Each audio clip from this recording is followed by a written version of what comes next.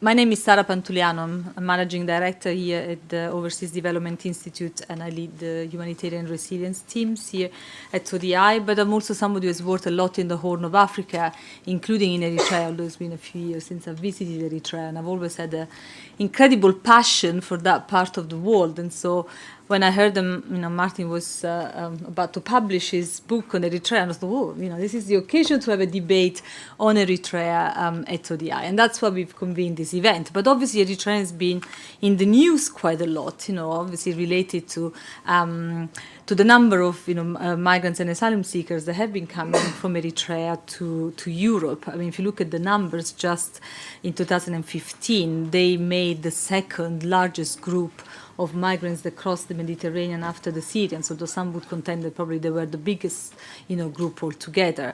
It was a total of almost 40,000 Eritreans, estimated to have crossed the Mediterranean last year. And yet there is another story, that if you look at just a few years ago, in 2011, it was only 660 people that crossed, to come to Europe. And some, people would argue that actually the fact that so many Eritreans have been granted asylum almost became a pull factor that, led many of them to make the journey. And that's, where the polarization exists, along with a lot of, the polarized view that exists between Eritreans in the country, which is why we wanted to have a debate about what the real situation is in the country. We've seen different judgments on Eritrea, obviously the Danish report last year saying that, actually the situation is terrible, the situation is not as terrible as it should be, and people should not be granting asylum. Then, a court in the UK actually judging that people returning to Eritrea are still at, danger, and therefore, sort of influencing the Home Office to reverse its guidelines. Well, what is the real situation on the ground? Can we talk about it, in a way that hopefully, brings out some of the nuances in the debate. So before I introduce the panel, I just want to welcome the online audience. We have quite a lot of people who are following the debate online. I will give everyone an opportunity to ask questions. We'll let the panelists speak first, of course, and then we'll open it up for questions and answers. So hold your questions until I open it up to the floor. And for people online, do put your questions through the live chat or through Twitter, and I'll read them through the iPad. For those who tweet, the hashtag for the event is Eritrea Migration. So those in the room, put your phones on silent, but feel free to tweet, to put your phone on silent. And then let me, introduce the speaker. Well, I did mention, Martin Plaut. Martin has been following Eritrea for 30 years or so. You followed and covered Eritrea during the struggle, of course. He is the author of Understanding Eritrea. I think you're allowed to show the book, Martin, if you want. And he's currently a fellow at the Institute of Commonwealth Studies in London.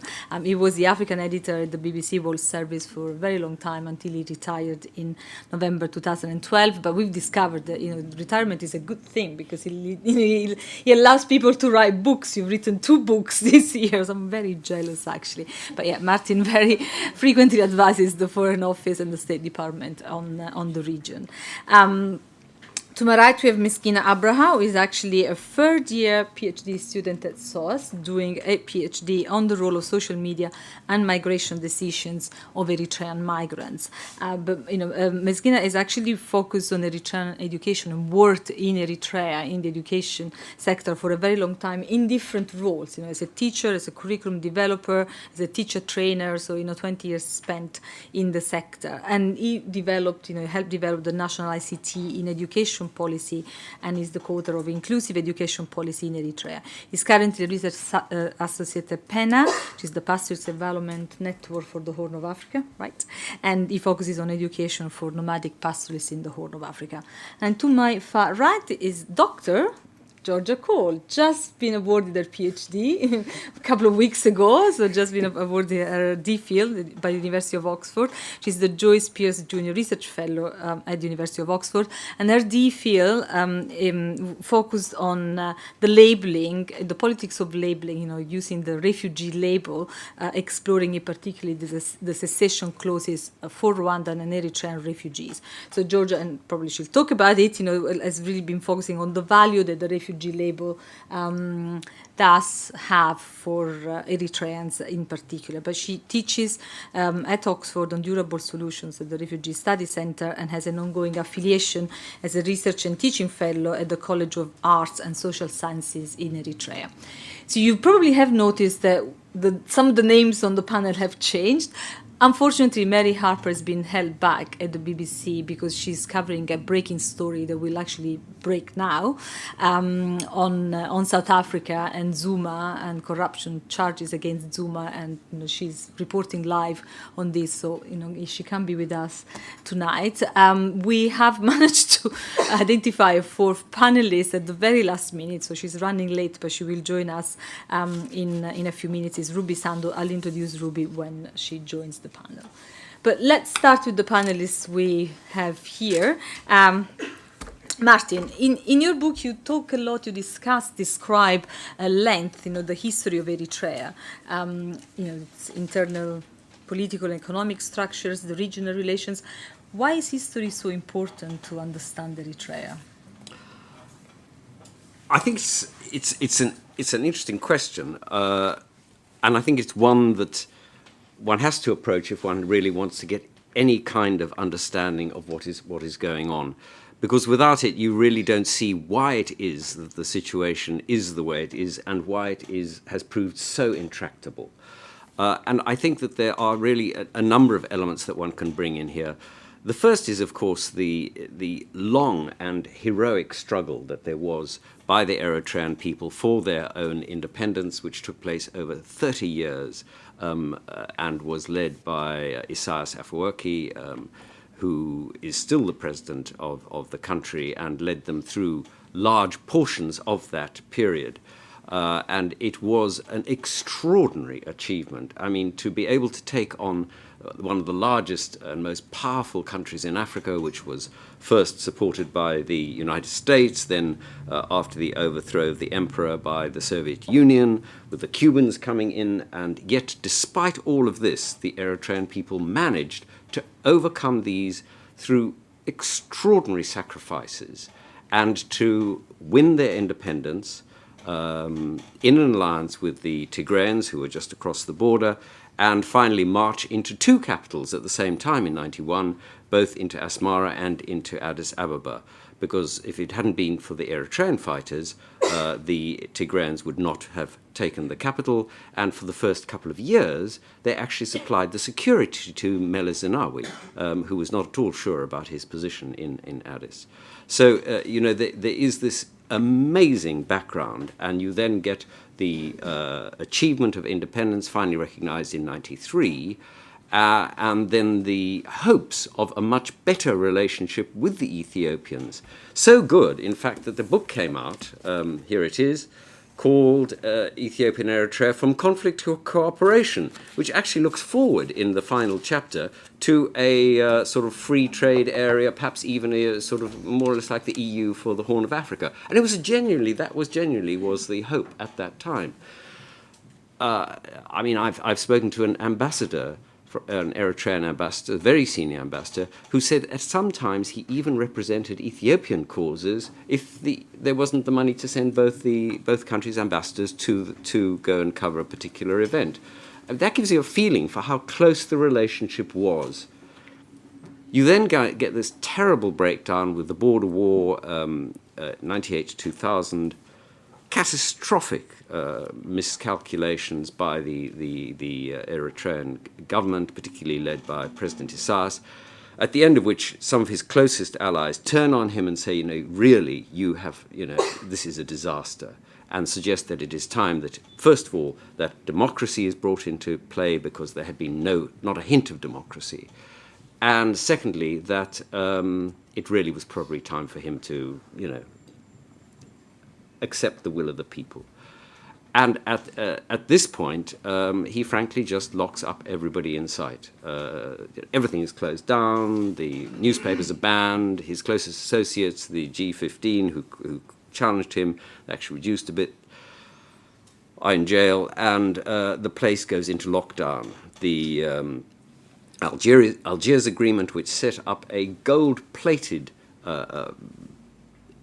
system for designating the border, which had been the apparent issue from which all of this arose, the conflict with Ethiopia, gave its ruling, and the Ethiopians then say, well, no, effectively they said we're not accepting it. They said they were accepting it, but it needed further discussion. So you then have the two sides locked into a Cold War in which the Eritreans are entirely in the right, in my view. I mean, the border was awarded to them. It has been demarcated. The only thing that was required was for the Ethiopians to accept this outcome. And the Ethiopians couldn't, quite frankly, because Meles Zenawi's position was so, because of his relationship with Eritrea, would have been impossible. So he can't accept it. He doesn't accept it. There's a stalemate. The United States refuses to, frankly, push the issue because of their relationship with in Somalia. And we are locked into the situation. And this produces, frankly, a position which is almost like 1984. I don't know if you remember the constant struggle between, I think there were three powers in 1984, and this just endless, threat from the outside. And that is the mentality that now exists. As a result, the constitution which was drawn up has never been implemented. Now the government is saying we must have a new one. There's an archipelago of prison camps in which people are brutally tortured in Eritrea, and and the streaming of thousands of people. Nobody's quite sure, there's no published census across the border, which I will let my colleagues speak about. And the tragedy of Eritrea is that it is now locked into this situation, and in fact, in recent years, two worse things have happened, and then I'll stop on this. The first is that Eritrea is now has disengaged from Iran, has engaged with the Saudis, I think entirely for financial reasons, and they are involved in the war with the Houthis in Yemen. Their bases are in Eritrea. Planes are being flown, attacks are being launched from Eritrea, and it's a rear base for the UAE and for the Saudis. A really bad situation. There are stories of hundreds of Eritrean troops on the ground. Again, they'll be suffering, I'm sure, very badly, and it's a really awful situation. The second one is that the Europeans, desperate to stop the flood of people across the Mediterranean, have now engaged in a long and complex relationship with the Eritrean government. The Europeans have, and it's a pretty awful situation where they also including cooperation on a security basis, which I think is extremely dangerous. And internal documents have indicated that the EU is aware of just how damaging it would be if all of the information comes out, and they have said so in so many words. Now the situation is bad, and the worst part about it is that they keep talking and they recycle the language of re-engagement. The European Union keeps saying we're going to re-engage. We are a new beginning. They have tried this 5 times. On each time it has floundered on the opposition of President Isaias, who is immovable and will not make any contribution either on ending the national service, which other people can speak about, or on improving human rights. So I'm afraid the situation is bad. Eritrea is locked into this conflict with Ethiopia, and I can explain in further detail, if people are interested, what is behind that relationship and why it is so intractable and cannot be resolved. I think it generally can't be resolved. You have this appalling situation, leaving people to flee, desperate human rights situation inside the country itself, and the problem arriving on Europe's borders. Thanks, Martin. Of course, and this is what Mary was going to talk about, There are other views about the situation inside the country. I mean, she reported earlier this year from visits to Eritrea where she challenged the label of, there is often used of the North Korea of Africa or some of the situation on the ground. She was quite surprised to see portrayed or, actually sort of experiencing in a very different way. Ruby has a similar view, so I'll ask her, to talk about the different experience of Eritreans that other portray, but when she arrives. But, Meskina, it's uncontrovertible that a lot of people are leaving the country. There are a lot of people that are arriving. So why is it the case? I mean, is it such a dreadful human rights situation as some, make out it to be, or are deeper, issues related to poverty, the economic situation, or is it the national service that is, the big challenging main driver of this movement? Thank you. To start with, the statistics that we see is not credible, because what happens is the number that we got of the Eritrean migrants is taken from Sudan and Ethiopia. And these two countries, they inflate the number for the reason of political reasons and logistic reasons. Therefore, we have to take caution, because many Ethiopians also are coming out of Ethiopia. But if you see the statistics that are going, Ethiopia refugees are nowhere within the first top 20. But when I went to Italy and Calais last time, I've seen large communities of Ethiopian migrants there, even in some part of Calais where the Oromo ethnic people have settled there very well and have developed, built up a school in that sense.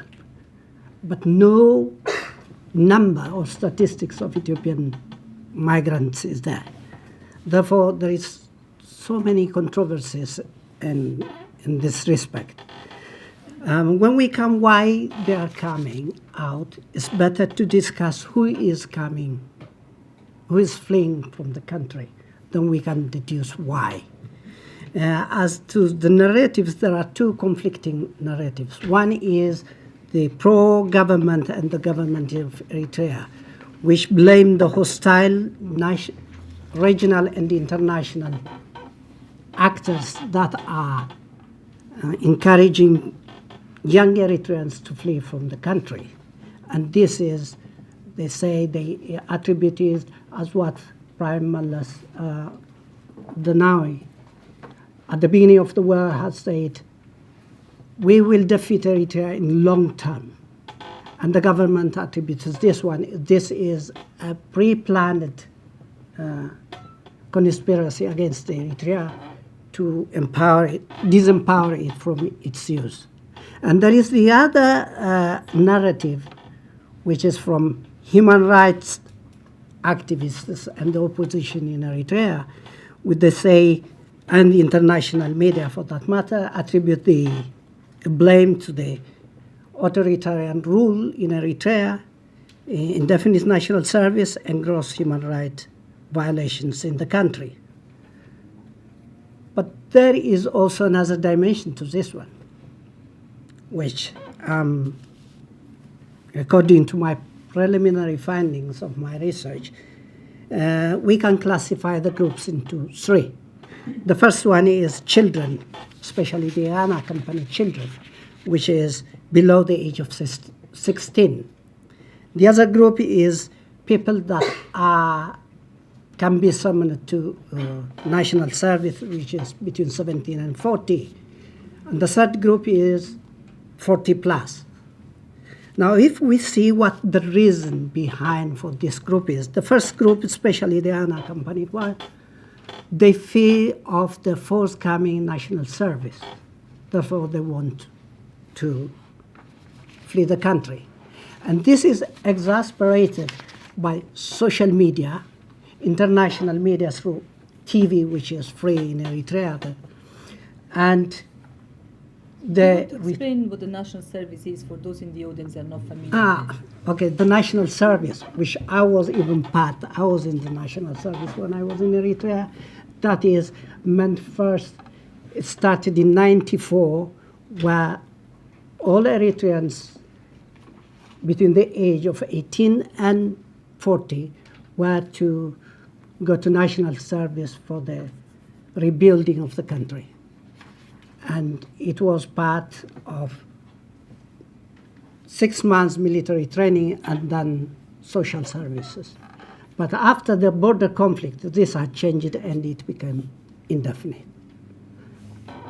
If that Carry on with you, sorry, Yeah. I interrupted you. Yes. Therefore, the other part that influences these young migrants is the Eritrean diaspora returnees.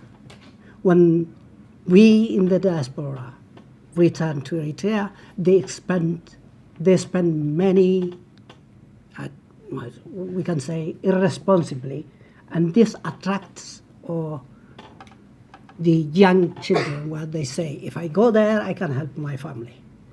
The other group is the second group, which is the large number that goes, is the number between the age between 16 and 40. These are the people that are inactive, whether they are in active military service or been demobilized in certain aspects. These are the people that have seen military punishment, which sometimes that when they do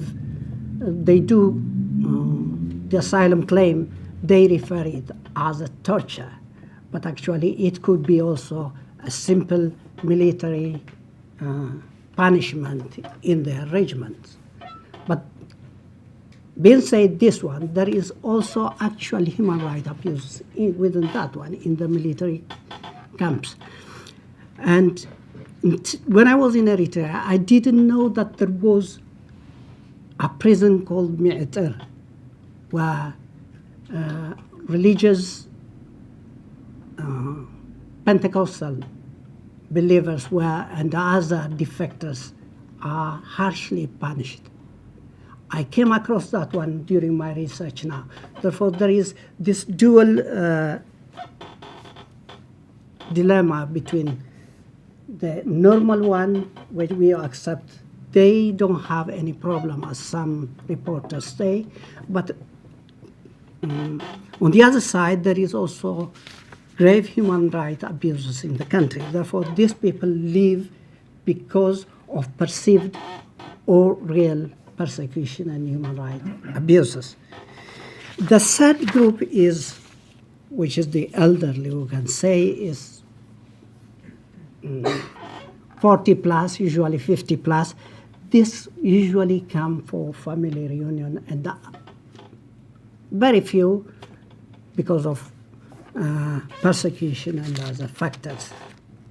But when we come the real cause, to me, is more complex than this one. The main cause is, to me, is the unresolved border conflict, which the government itself is taking it as pretext for every human rights abuse, and they not being able to normalize the relations between these two countries. Therefore, at the end, we can say there is no clear-cut definition of why Eritreans are fleeing the country. It's too complex and too very hard to understand on individual basis. Generally, there is the abuse that we are seeing. There is also a premeditated or conspiracy against Eritrea, especially from Ethiopia, where they are doing all the sorts of media, what we call it, information diffusion, that the country is too much harsh and people have to come out. Therefore, we cannot say a clear cut whether this is human rights abuse or it is an economic factor. Thank you, Ms. Gida. Let me welcome Ruby Sando. Ruby, thank you so much for accepting to step in to the panel. You know, we called Ruby at 4 o'clock, so I'm extremely grateful you accepted the challenge to come and join the panel for such an important discussion. Ruby started her career in law as a lecturer with the Civic Education Project funded by the Soros Foundation in Eastern Europe, but then returned to the UK to work as a corporate commercial lawyer with leading city firms. She founded RS Collaboration to really create a platform to develop, if you want, some solutions or innovative, if you want, avenues to bring corporate social responsibility, business and human rights together to address sustainability. And she currently serves as a member of the Law Society Business and Human Rights Advisory Group and is the vice chair of the Solicitors International Human Rights Group. Thank you so much for being with us tonight. Ms. Kina was saying, how sort of complex it is to describe the situation in Eritrea, but also the role that the media does play. And the media, particularly the international media, is often used, quite important labels. Mary Harper was saying that, North Korea of Africa, giant slave camp, Africa most, repressive state, labels they often stick. But you've been, you visited the countries several times. What would you say, would you say that this image portrayed by the media, the international media in particular, is accurate? Well, thank you for having me here, and forgive me if I'm a little sort of ungathered, but I will ground over the sort of proceedings. It's a really good question you ask. For me, Eritrea was very much a journey. I started off looking at an issue around the rehabilitation and diaspora tax, which is effectively similar to a US citizen tax. And I was a partner at a law firm at the time. Subsequently, when I left the law firm, I continued the inquiry with the Solicitors International Human Rights Group. And my perception of Eritrea through the media was extremely negative. What I was seeing on sort of simple searches and speaking to individuals or academics was only one view, a very nuanced, very polarized view. So the inquiry really started independently. And I was looking at business ethics. How do companies operate in this so-called frontier market? And my outreach took me to Eritrea, and I actually went to visit a mine. It was the jointly owned BMSC mine, jointly owned by the government of Eritrea and NAMCO and a Canadian company, Nevson Resources Limited. And on that first trip, I was able to sort of really sort of get an understanding of the ground reality, because I went through, I of course arrived at Asmara, and then I travelled to the Gash-Barka region, which is heading west of Asmara. And just meeting people and just talking to them, and an interesting experience where my heritage is Indian. I understand the three dialects, which is Punjabi, Hindu, and Urdu. I was able to speak to an Indian who was working at the mine, completely unplanned. I mean, it was, and I asked the line manager, could I actually speak to this individual? And I asked very direct and candid questions. So effectively, I didn't mean to be sort of on the field and to be asking these questions, but I was sort of given permission to do this. And you get a sense from the body language when you're speaking in another dialect whether somebody's being sort of honest or they're afraid, and I didn't get that experience. As a matter of fact, it was quite sort of jovial, candid. They were laughing at the situation.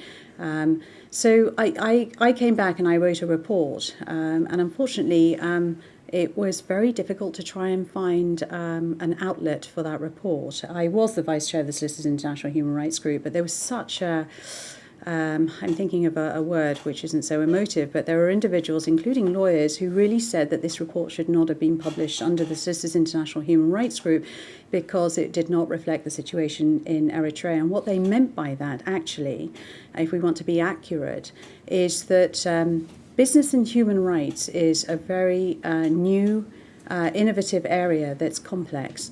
And it looks at sort of civil political rights and economic, social, cultural rights as well. And the factions here, or the polarized sort of view on Eritrea, is very much focused on civil political rights, which is the elections, freedom of expression, the journalists, etc. But when you have a country as poor as Eritrea and developing, particularly with its sort of history, and you have to understand its history, the long struggle, colonization, federation, annexation, all of that, you get an understanding that they have priorities. And I find it disturbing if we go in with our Western lens and try and tell them what to do. You have to engage. And in the 21st century, engagement is not about sort of... It's got to take a new way. We've seen what we've done in Iraq, Syria, Afghanistan. We've got to take a new line. And that was my sort of leverage. So forgive me, I have gone off. So it was entirely different, my ground reality. And I've been very open about discussing that. But I'm aware there are issues on civil political rights. We have issues here. Is our press free? You only have to look at what's happening in the US with the Trump election. But I think to engage with Eritrea, we have to understand Eritrea. And I note, Martin, you've got your book, Understanding Eritrea, but it requires a more holistic approach and an understanding of the complexity of the situation, and that mining companies are a lifeline to this country. So the question is, what with sort of the current sanctions, how do we engage with a country like that? So yes, it was a very, very different sort of perception on the ground. And forgive me, I hope I've not sort of gone off. No, I'm sure that as we open it up to I can already see questions coming through the chat and, to the audience. This, we'll discuss this more and more. But let me turn to Georgia. I mean, the polarization of the views and the different views also goes with this, judgments, the shift, and these, positions by governments that change. I mean, why do you think there have been so many recent shifts, particularly by the EU, by the UK, vis-a-vis the Eritrea? And also, we know that the EU is making quite a bit of money available, to invest in Eritrea as in other countries, that are sort of a source of migrants and refugees. How do you think this money can be put to good use? Can it be put to good use? Right, I'll try and answer that in a couple of minutes. So I guess the first question about why has there been this recent shift, which most people would attribute to the last kind of 4 or 5 years in Eritrea. There are lots of reasons that are put forward for the initial catalyst in redefining the re-engagement, as Martin was saying, with Eritrea. I think the UN would say that they saw an opening because they managed to build some relationships which suggested that there would be room for a more conducive discussion around Eritrea. But I think it's kind of worth looking at the two sides of this and saying, why did the international community want to engage more? And I think there were loads of reasons for that, not least from the European side, that more Eritreans were arriving on European soil. I think there are more concerns about regional security, that Eritrea is looking east to build relationships over security and trade. But you've also got what's happening in Yemen and then more recently Ethiopia. So suddenly there's more of a reason to engage with Eritrea because of that. And the evidence that isolation hasn't really achieved any of the goals that the international community was looking for. So I think that's all contributed towards different thinking from that side. And then I think there have been changes in Eritrea. They're clearly kind of projecting an image into the international community that's different to what it was a few years ago.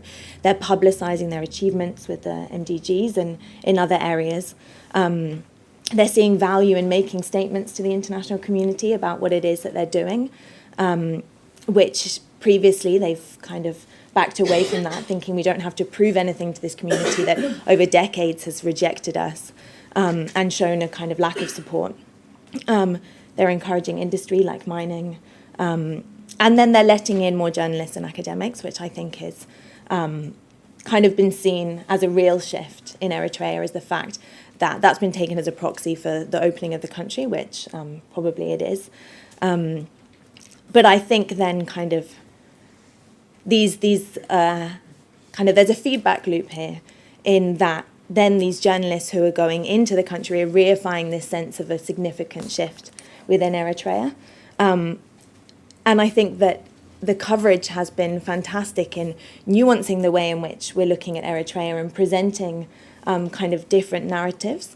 What I object to that I think is, I'm going to say, kind of borderline irresponsible. You said you wanted a debate, is that observations of what's going on in the ground are then extrapolated to grand conclusions about what is going on in Eritrea more generally. So certain things are being seen, and then that is feeding back into a debate which is, what we've said about Eritrea, particularly from a human rights lens, been wrong? Yes, I've been there, and I think that is kind of a misreading of the situation in Eritrea. So I don't think that it's necessarily leading to a kind of more nuanced picture of Eritrea, which is really essential, I think. Often it's feeding back into this polarized debate about what's going on. And I don't know whether that's the editorial pressure of having that kind of killer final paragraph, which says, what does this mean for politics in Eritrea? I don't know whether that's what feeds into it, but I kind of feel like there's an opportunity being missed to actually nuance the debate through this coverage. Thanks, it was really, really useful, and and it's interesting in all the very many years of engagement with the country, the views by people that follow the country and sort of observers of the country and Eritreans remain starkly polarized. Ms. Ken, do you think that this polarization, can be reconciled in any way? I mean, we approached you in particularly because we felt actually he is somebody that doesn't belong to one camp or the other. It can present a more nuanced view. But do you think that the two sides can ever find some middle ground, or how? And that's a question that I'm going to ask all of you actually. Well, I have been in two. First, I was a devoted Eritrean which supports the government. And then I tried to oppose the government, but I have seen that the two sides are too polarized with exaggerated views. Nowadays, I don't belong to any of that. I'm the middleman, I'm going to say, in the middle. So the polarization comes is the silent majority of Eritreans is not on these two sides, and nobody consults with them. We are seeing only the vocal ones, the ones that are pro the government and they want to say, no, there is nothing in Eritrea, Eritrea is the heaven, even it's an exemplary to the world. And the other side, the opposition and the other human rights activists, they are blindly saying Eritrea is North Korea or is the hell on us. But that is not the way. Now people are getting fed up of this, the majority, because they are seeing that it's not as what the government says, it's not at what the opposition says. As Ruby has said, she has been there, but I'm sure she hasn't seen the underground what goes in Eritrea, because it's very hard for a foreigner in Eritrea to understand everything. There are dirty things that are going in Eritrea. There are prisons where people are really abused, tortured and others. But this, compared to the others, there are narratives that they say, if you go around in Eritrea and you talk bad about the government, you get arrested. I don't believe that one. I was there. I was openly opposing some views, even in meetings. But when I was there, it didn't happen to me, that one. Therefore, it's an exaggerated. And this is, especially Ethiopians are playing a great role in dividing our population. They are using that one because they fear if the Eritrean people come together, then their stability of the TPLF rule will be in danger. Therefore, they want to, it's for their benefit, it's a political game that they are playing, and they are dividing. If you see medias like IGA Forum, which is a TPLF forum, and the others, you can see what they are triggering to divide the population.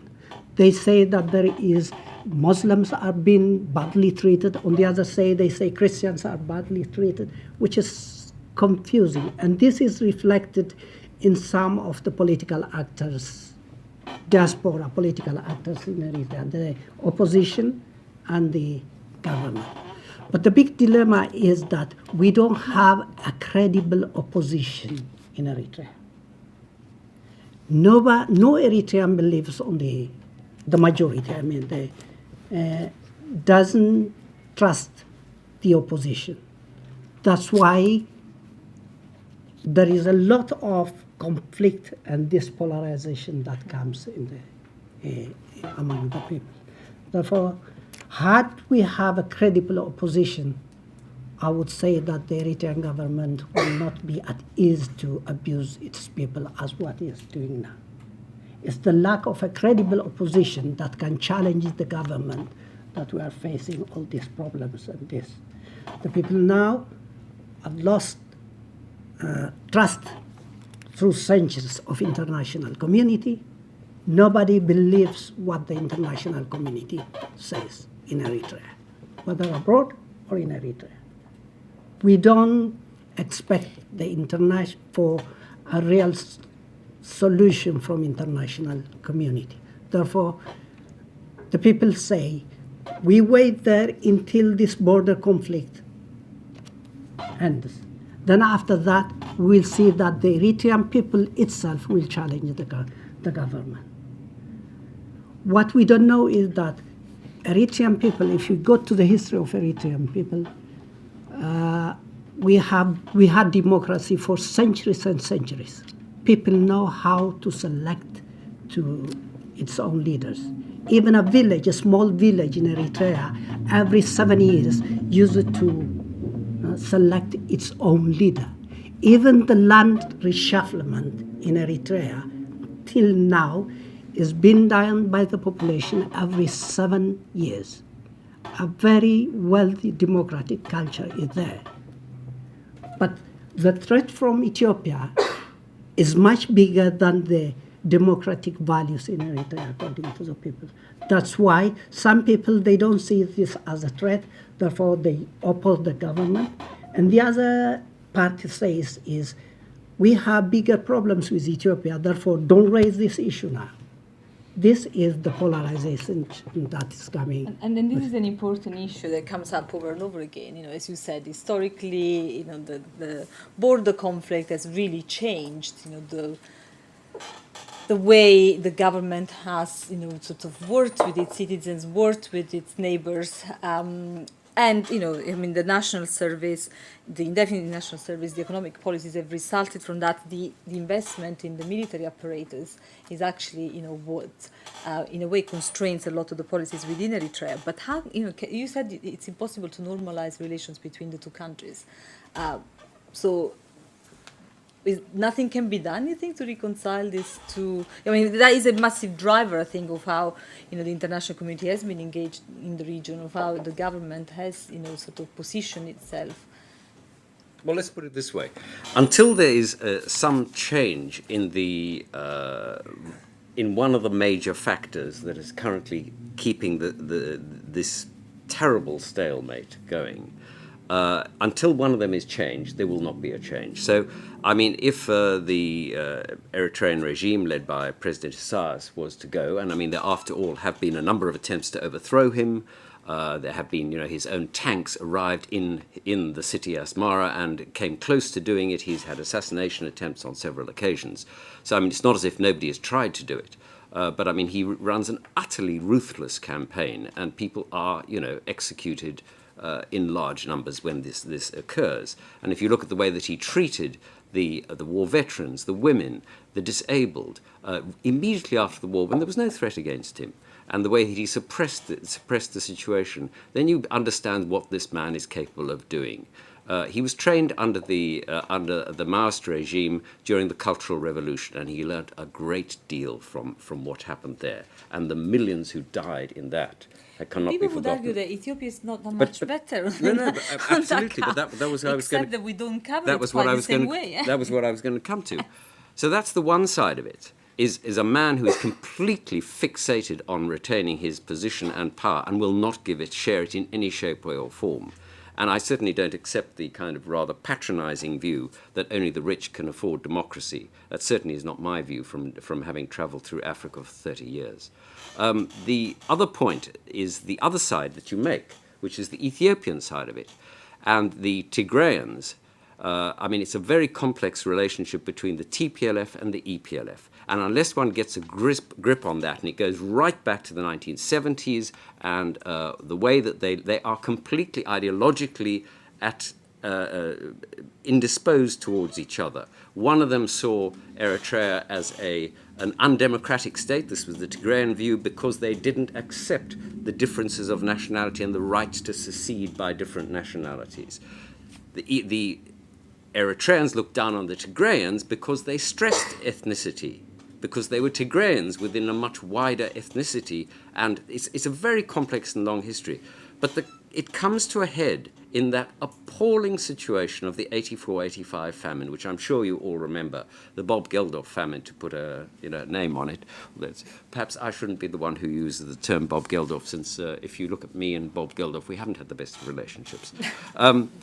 But at the key moment when the people of Tigray were literally starving in their thousands because of a dispute, in fact, about the border and about other issues, the EPLF closed the border and the supply lines which were coming on from Sudan.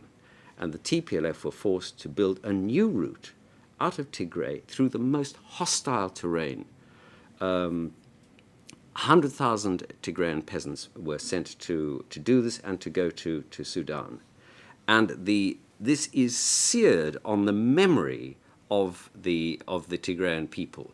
And they don't talk about it a lot, but as one of them said when this was raised, he said, "This was a savage act, and history must record it as such." Nobody has forgotten what the Eritreans did. And because of this is just one element in this terrible relationship between two movements, the Tigrayans and the Eritreans, who at loggerheads. It is not a problem between the two peoples. I have Eritrean friends who go and work in Ethiopia. They come, they go. It's not a problem. Ethiopians have worked for years in Eritrea. It's not a problem. There have been moments when it has been a problem. Mostly it's fine. So it's not a relationship between the peoples, but these two movements are locked in this impossible relationship, and until one of them gives, and either of them could be overthrown. You only have to look at the situation in Ethiopia, which I've worked on a lot, to see how vulnerable that regime is.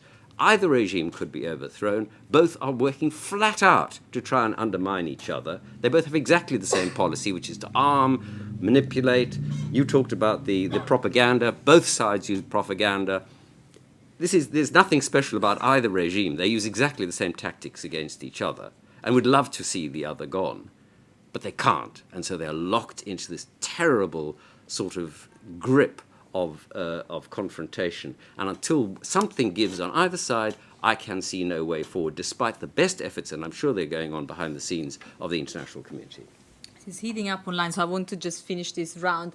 Ruby and Georgia, what's your view? Can this polarized view be reconciled and anything done to help normalize the relation between Eritrea and Ethiopia? And I'll come to you after Ruby.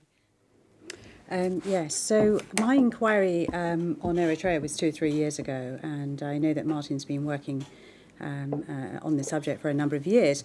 I think one way is to stop talking over each other, and it's not an or situation, it is an and situation. And Martin, just to correct you, when you say only the rich can afford democracy, that's not what I said. I just made a distinction that what I'm saying is the Universal Declaration of Human Rights refers to civil political rights and economic, social, cultural rights. And what we tend to do in our sort of modern way of democracy or engaging is we politicize civil political rights, and that's not right.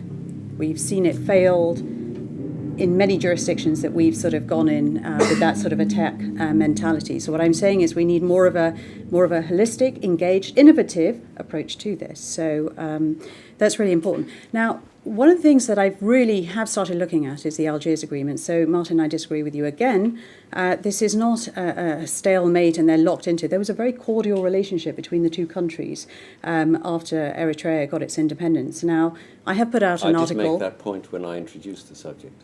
I was not here, so no. Forgive me. I would really welcome you to